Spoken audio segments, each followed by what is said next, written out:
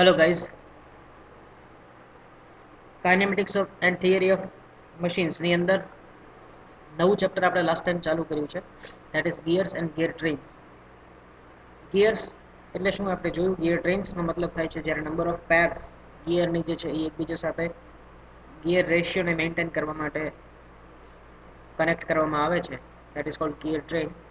એ આપણે જ્યારે આવે ત્યારે જોઈશું. હવે લાસ્ટ ટાઈમ આપણે જોઈ હતી એની ટર્મિનોલોજીસ, કે એની અંદર ગિયરની અંદર ઘણી બધી ટર્મિનોલોજીસ હોય છે. એના ટૂથ પ્રોફાઇલ તમે જુઓ તો એની અંદર addendum, dedendum, face, flank, top land, pitch circle, addendum circle, dedendum circle, આવી ઘણી બધી ટર્મિનોલોજીસ છે જે આપણે લાસ્ટ વિડીયોની અંદર જોઈ હતી. ના જોઈ હોય તો ફરી એક વખત જોઈ લેજો. કંઈ ના સમજાય તો કોન્ટેક્ટ કરજો. આજે એક જે છે એક નાનકડી થિયરી જે છે આપણે લેવાની છે, that is called law of gearing. Law of gearing જે છે એનું સૌથી પહેલાં હું તમને સ્ટેટમેન્ટ સમજાવીશ, સ્ટેટમેન્ટ કહીશ, પછી જે છે હું તમને થિયરી સમજાવીશ. કેમ કે ડાયરેક્ટ તમે થિયરી સમજવાનું ચાલુ કરશો તો યુ વોન્ટ ગેટ ઇટ. બરાબર? તો સૌથી પહેલાં હું તમને આ ફિગરને થોડી વાર ઇગ્નોર કરું, હું તમને સમજાવું છું આ શું છે. એક પહેલાં સ્ટેટમેન્ટ સમજી લો. લો ઓફ ગિયરિંગ છે શું? તો to maintain constant velocity ratio, કોનો? ગિયરનો. ડ્રાઇવિંગ ગિયર અને ડ્રીવન ગિયરનો રેશિયો જે છે કોન્સ્ટન્ટ, એ વેલોસિટી રેશિયો મેન્ટેન કરવા માટે, મતલબ કે સપોઝ એક ડ્રાઇવિંગ ગિયર છે 5 રિવોલ્યુશન ફરે છે, ત્યારે ડ્રીવન ગિયર છે 2 રિવોલ્યુશન ફરવો જોઈએ. તો આ વેલોસિટી કોન્સ્ટન્ટ રહે. એક ટૂથ જે છે એના એ જ્યારે પણ કોન્ટેક્ટમાં આવે, beginning of the engagement to the end of the engagement, ત્યાં સુધી એનો રેશિયો તમારે મેન્ટેન કરવો હોય કોન્સ્ટન્ટ, તો શું કન્ડિશન હોવી જોઈએ એની? તો કે the common normal at a point of contact between the pair of teeth must always pass through the pitch point. હવે આ હું સમજાવું છું what is common normal, but એની પહેલા તમે એક આ ફિગર જોઈ લો. આવી કંઈક આપણે લાસ્ટ ટાઈમ ફિગર જોઈ હતી. આ બે ટૂથ પ્રોફાઇલ છે, એની વચ્ચે ક્યાંક એક પોઈન્ટ ઓફ કોન્ટેક્ટ, આ પિચ પોઈન્ટ છે. બરાબર? તો આને પિચ પોઈન્ટ કહેવાય, કે જ્યાં બંને ગિયરના પિચ સર્કલ જે છે એ કોન્ટેક્ટમાં હોય, જસ્ટ કોન્ટેક્ટની અંદર હોય. તો ત્યાંથી એને એક, હવે સપોઝ આ ટૂથની પ્રોફાઇલ લઈ લો અને આ ટૂથની પ્રોફાઇલ લઈ લો. બસ એ બે પ્રોફાઇલ જ જે છે અહીંયા ડ્રો કરી છે.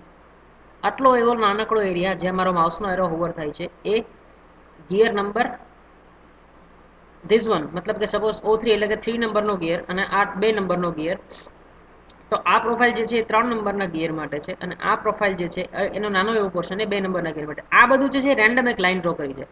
સેન્ટર અને આટલો પોર્શન આવી જાય એટલા માટે આ એક રેન્ડમ એરિયા ડ્રો કર્યો છે એને ગિયરનો. આ કોઈ પ્રોફાઇલ નથી. પ્રોફાઇલ ખાલી એટલી જ છે જે પોઈન્ટ રિપ્રેઝેન્ટ કરવા માટે જરૂરી છે. એવું સમજો કે ચલો અહીંથી લઈને એક આવી એક કોઈ રેન્ડમ પ્રોફાઇલ લીધી, અને અહીંયાથી લઈને એક નાની રેન્ડમ પ્રોફાઇલ આવી રીતે કટ કરી, તો બસ એ બે પ્રોફાઇલ અહીંયા બતાવી છે. અને આ જ પ્રોફાઇલ વર્ટિકલી અહીંયા બતાવી છે. આમાં હોરિઝોન્ટલી છે O1 O2 O3, આની અંદર O1 O2 વર્ટિકલી છે. બરાબર? તો આ ફિગર જે છે એ તમારે બુકમાંથી જોવાની છે, અને આ થિયરી તમે જે છે RS ખુરમીમાંથી કરજો, એ વધારે બેટર તમને સમજાશે, વધારે મજા આવશે. તો આ ફિગર શું છે એ સમજાવતો તો હું તમને પહેલા, બાકી બધું ઇગ્નોર કરો અત્યારે. તો કોઈ એક પોઈન્ટ P જે છે એ કોન્ટેક્ટ પોઈન્ટ છે અત્યારે લાઈવ ઇન્સ્ટન્ટેનિયસ, જેને કહેવાય point of contact between two teeths, બે ટીથ વચ્ચેનું એક પોઈન્ટ છે.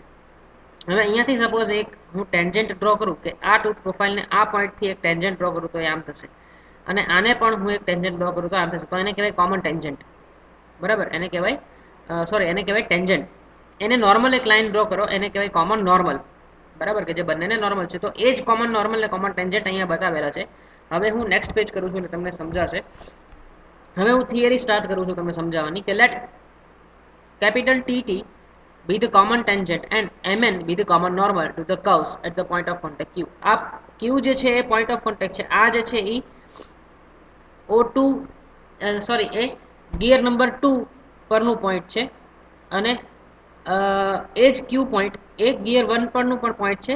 પણ બંને જે છે એ અત્યારે પોઈન્ટ ઓફ કોન્ટેક્ટ ઉપર છે. અત્યારે એક જ પોઈન્ટ ઉપર કોન્ટેક્ટ છે, એટલે એને આ રીતે રિપ્રેઝન્ટ કર્યું છે કે અહીંયા બંનેનો કોન્ટેક્ટ થાય છે બંનેનો, that is called the point of contact. તો ત્યાંથી આ કોમન ટેન્જન્ટ છે, અને આ જે છે એનો કોમન નોર્મલ છે MN. બરાબર? From the centres O1 and O2, gear 1 નું સેન્ટર O1 છે, ગિયર 2 નું સેન્ટર O2 છે. હજી કહું છું, આ એક રેન્ડમ પ્રોફાઇલ છે, એટલું જ ખાલી યાદ રાખો કે આ જે છે એ એનો પોઈન્ટ ઓફ કોન્ટેક્ટ છે. આ એકચ્યુઅલી ના રિપ્રેઝન્ટ કરો તો પણ ચાલે, બટ તમને ખાલી સમજાવવા માટે એમણે કરેલું છે કે અહીંયા આગળ સેન્ટર છે ગિયર 1 નું, અહીંયા આગળ સેન્ટર છે ગિયર 2 નું, અહીંયા કંઈક એની ટૂથ પ્રોફાઇલ છે જ્યાં આગળ ક્યુ જે છે એ પોઈન્ટ ઓફ કોન્ટેક્ટ છે. બરાબર. From the centres O1 and O2 draw O1M and O2N, મતલબ કે O1M અને O2N, સી આને પરપેન્ડિક્યુલર ડ્રો કર્યા છે બંને, તમે જોયું, પરપેન્ડિક્યુલર ટુ MN. O1 થી MN ને પરપેન્ડિક્યુલર એક લાઈન ડ્રો કરો અને O2 થી MN ને પરપેન્ડિક્યુલર એક લાઈન ડ્રો કરો, જે M અને N પાસે જે છે એ મળે. A little consideration will show that the point Q moves in the direction of QC. હવે આ વસ્તુ તમને અત્યારે નહીં સમજાય, તમને પહેલું કે બીજું ચેપ્ટર જે છે સમજાવીશ, that is called velocity and acceleration, ત્યારે હું તમને ડિટેલમાં કહીશ આ વિડીયોને રેફરન્સ કરીને કે લો ઓફ ગિયરિંગ વખતે મેં તમને સમજાવ્યું હતું. તો આ અત્યારે ખાલી એક માઇન્ડમાં રાખો કે જો સર્કલ 1 ને કન્સિડર કરવામાં આવે, સોરી ગિયર 1 ને કન્સિડર કરવામાં આવે તો પોઈન્ટ ક્યુ જે છે એ સી ડિરેક્શન QC ડિરેક્શનની અંદર જાય છે અને ગિયર 2 ઉપરના પોઈન્ટ ક્યુ ને કન્સિડર કરવામાં આવે તો એ QD ડિરેક્શનની અંદર જાય છે. બરાબર. આ વેલોસિટીનો રૂલ છે, એ જે તે સમયે હું તમને સમજાવીશ આગળ. પણ અત્યારે એટલું યાદ રાખો કે જો ગિયર 1 પરનું પોઈન્ટ ક્યુ કન્સિડર, બંને એક જ છે બરાબર, પણ બંને અલગ અલગ ડિરેક્શનની અંદર જાય છે. જ્યારે આના પર્સપેક્ટિવ વિચારો અને આના પર્સપેક્ટિવ વિચારો કે ગિયર 1 ઉપર તમે પોઈન્ટ ક્યુ વિચારશો તો અત્યારે જાય છે QC ડિરેક્શનની અંદર, ગિયર 2 ઉપર વિચારો પોઈન્ટ ક્યુ તો એ જાય છે QD ડિરેક્શનની અંદર. બરાબર. તો let v1 and v2 be the velocities of the point q on the wheels 1 and 2 respectively. મતલબ આને v1 કહી દો, આને v2 કહી દો. બરાબર. if the teeth are to remain in contact, then the components of this velocity along the common normal mn must be equal. હવે જો તમારે વેલોસિટી ઇક્વલ રાખવી હોય તો આના જે v1 અને v2 ના બંનેના જે કોમ્પોનન્ટ પડે, મતલબ કે કોસ કોમ્પોનન્ટ c, આ qc જે છે એ કોમન નોર્મલ જે છે mn એની સાથે એક આલ્ફા એંગલ બનાવે છે અને qd જે છે એ બીટા એંગલ બનાવે છે. બરાબર. તો cos બીટા અને cos આલ્ફા છે સરખા થવા જોઈએ, ટૂંકમાં એવું છે. તો v1 cos alpha is equal to v2 cos beta, આ થાય. યસ. સિમ્પ્લિફિકેશન આપીએ, v1 ને કહી શકો તમે ઓમેગા ઇન્ટુ O1 ક્યુ. બરાબર. O1 ક્યુ ઇન્ટુ ઓમેગા અને O2 ક્યુ ઇન્ટુ ઓમેગા 2. બરાબર. કેમ કે ઓમેગા 1 આની વેલોસિટી છે, ઓમેગા 2 જે છે ગિયર 2 ની વેલોસિટી છે. હવે આવું શું કામ લીધું, O1 ઇન્ટુ ક્યુ અને O2 ઇન્ટુ ક્યુ, કેમ કે એની રેડિયસ થાય ને પીચ પોઈન્ટ સુધીની, એનું ડિસ્ટન્સ થાય. બરાબર, એટલા માટે. તો સિમ્પ્લિફિકેશન આપીએ, કોસ આલ્ફાનું તમે આ ટ્રાયેંગલની અંદર ગણો તો કોસ આલ્ફા શું થશે, O1M upon O1 Q, that is O1M upon O1 ક્યુ. બરાબર. તો આ જે છે એને ટ્રાયેંગલ ગણ્યો છે, કેમ કે આ જો આલ્ફા થાય તો આ આલ્ફા જ થાય. બરાબર. અને આ જો બીટા થાય તો આ પણ બીટા જ થાય. એ જીઓમેટ્રી ઉપરથી જે છે તમને ખ્યાલ આવી જશે. પછી અધર સિમ્પ્લિફિકેશન આપો એટલે દરેક વસ્તુ છે અહીંયા કેન્સલ આઉટ થઈ જાય, કેન્સલ આઉટ થઈ જાય, એટલે ફાઇનલી એટલું વધે છે. અને omega 1 upon omega 2 is equal to O2n upon O1m, આવું કંઈક વધે છે. હજી also from the similar triangles O1MP, O1M અને O1MP અને O2NP, O2NP. બરાબર. તો એ સિમિલર ટ્રાયેંગલ છે. જુઓ તમે, આ એક ટ્રાયેંગલ ગણો અને એક ટ્રાયેંગલ આ ગણો, જે મારું માઉસ છે ઓવર થાય છે, એ બંને સિમિલર ટ્રાયેંગલ છે. તો એની ઉપરથી જો સિમિલર ટ્રાયેંગલ હોય તો તમે એ રેશિયો લઈ શકો કે O2n કે O2n upon O1m is equal to O2 થી P upon O1 થી P. આ રેશિયો છે કે આ એક ટ્રાયેંગલની આ સાઈડ એ બીજા એના સિમિલર ટ્રાયેંગલની આ સાઈડ એનો રેશિયો લ્યો અને બંનેનો હાઇપોટેન્યુસનો રેશિયો લ્યો તો એ બંનેને છે એ ઇક્વલ થાય. બરાબર. તો સિમિલર ટ્રાયેંગલ જે છે એનો એક રૂલ છે.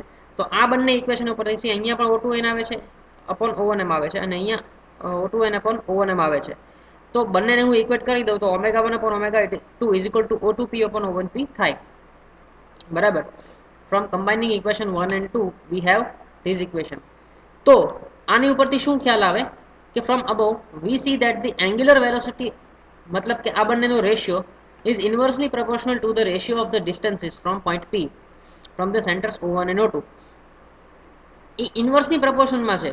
ω1 અપોન ω2 ઇઝ ઇક્વલ ટુ, હવે આ ω1 છે તો સામે O2P આવ્યું. O2P મતલબ કે સામેના ગિયરની જે છે એ સેન્ટરથી એનું પોઈન્ટ P નું ડિસ્ટન્સ છેદમાં ω2 છે તો એની અંદર શું આવશે, ω1 નું આવશે. ω2 ની સ્પીડ તમે ગણો આમ, તો એ જે છે એની અંદર શું આવશે કે O1 P મતલબ કે ઓપોઝિટ ગિયરની જે છે એ પોઈન્ટ P ડિસ્ટન્સ સેન્ટરથી, or the શું કહે છે to the ratio of the distances of the point P from centers O1 and O2, okay, or the common normal to the two surfaces at the point of contact Q, મતલબ એ same જ વાત થાય છે, બરાબર.